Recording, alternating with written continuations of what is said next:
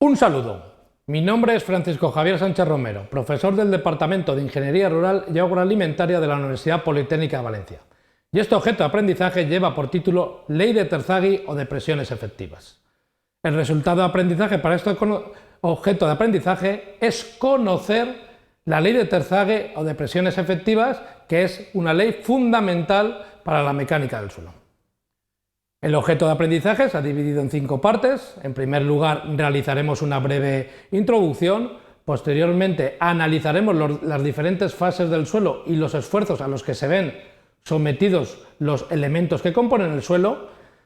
Posteriormente, veremos la relación entre tensiones totales, efectivas e intersticiales para ver posteriormente la tensión efectiva y el comportamiento mecánico del suelo. Finalmente, realizaremos una serie de conclusiones. Un elemento del suelo está constituido por 3 fases, la fase sólida, líquida y gaseosa. En el caso del suelo, parte de esta superficie está compuesta por materia sólida y otra parte por huecos rellenados de aire o de agua. Para el análisis del comportamiento mecánico de los suelos es necesario el conocimiento de las tensiones existentes en el suelo y más en concreto las tensiones existentes en la fase sólida, así como su interacción con el resto de fases, por lo que será necesario definir qué es la tensión en el suelo y su relación con las diferentes fases, es decir, con la fase del agua y con la fase del aire. Esto ha sido un problema clave de la mecánica del suelo que resolvió satisfactoriamente Terzaghi. En este caso, el suelo está compuesto por 3 fases, una fase que denominamos fase gaseosa, que es la que componen el aire, los gases o el vapor de agua, otra fase que es la fase líquida, el agua, las sales o incluso el hielo, y tanto la fase gaseosa como la fase líquida componen lo que serían los huecos o los poros del suelo. Hay otra fase que es la fase sólida, que está compuesta por fragmentos de roca, minerales individuales o incluso material orgánico. En este caso, si queremos analizar los esfuerzos que hay sobre una partícula del suelo, en el caso general de coexistencia de 3 fases, pues tenemos una partícula del suelo que está sometida al peso propio del suelo y por otra parte podrá estar sometida a ciertas cargas exteriores. Si analizamos qué es lo que ocurre o cuál es la interacción, en este caso, de los diferentes elementos, veremos que alrededor de una partícula del suelo actuarán por una parte las fuerzas transmitidas por otras partículas, que serán fuerzas normales o fuerzas tangenciales. Estas fuerzas aparecerán en los puntos de contacto para cada una de esas partículas. Por otra parte, tendré la posible presión del agua, que está en contacto con las partículas sólidas. Y también la presión del aire, ya que estamos suponiendo que coexisten las 3 partes.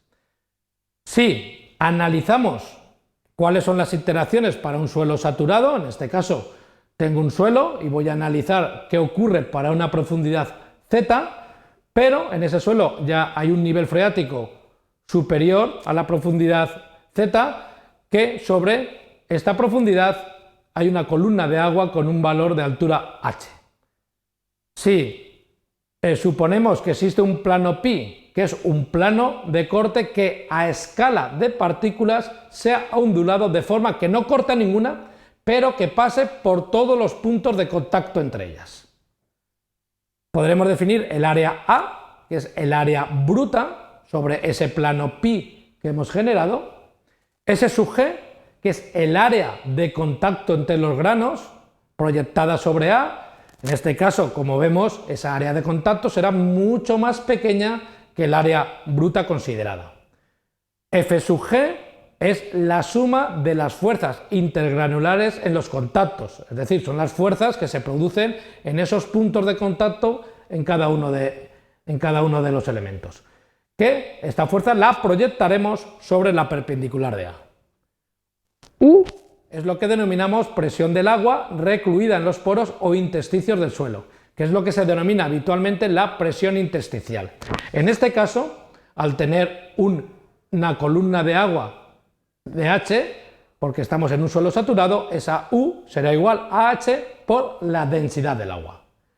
U sub A será la presión del aire.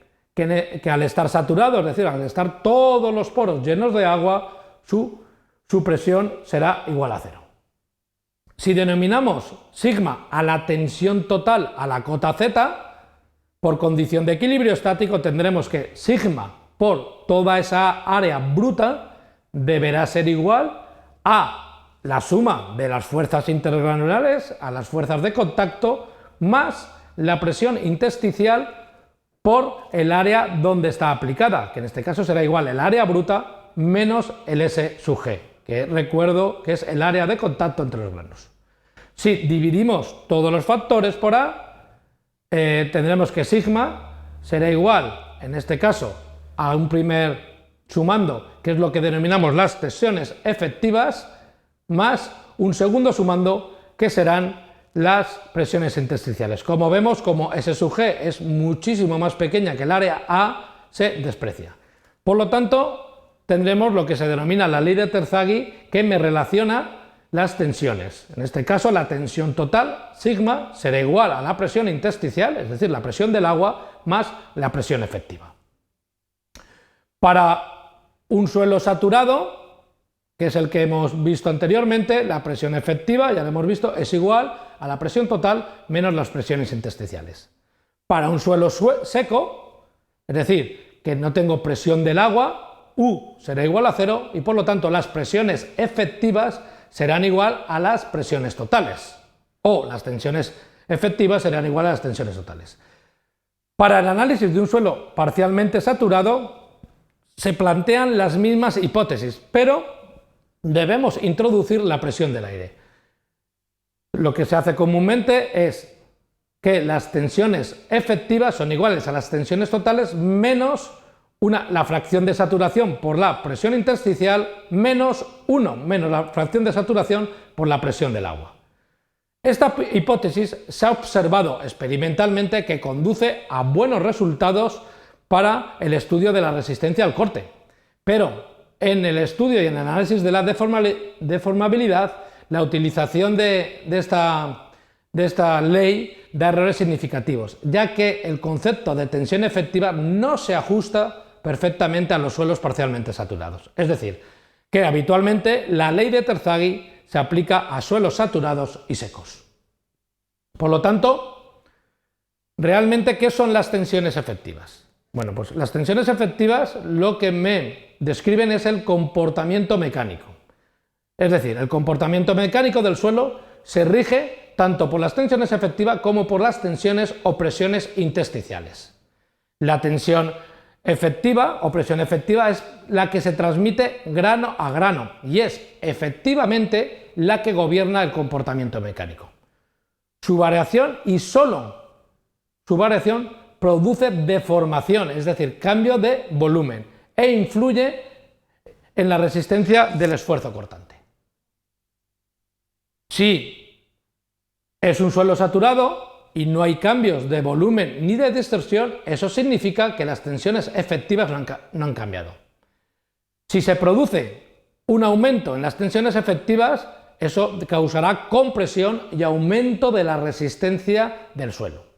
Una reducción de las tensiones efectivas origina lo que se denomina el entumecimiento, es decir, un hinchamiento, y por lo tanto una pérdida de resistencia. Las tensiones tangenciales que existen en un suelo saturado las deberá absorber el propio esqueleto del suelo, ya que el agua no resiste tensiones tangenciales. Si se drena un suelo saturado, es decir, se disipan las tensiones intersticiales, es decir, U es igual a 0, el suelo se deformará y se modificará su resistencia al corte, ya que disminuirán sus tensiones tangenciales.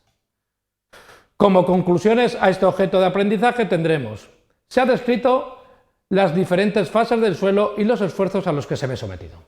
Se ha obtenido la ley de Terzaghi o ley de presiones efectivas, siendo las tensiones efectivas la diferencia entre tensiones totales y tensiones intersticiales.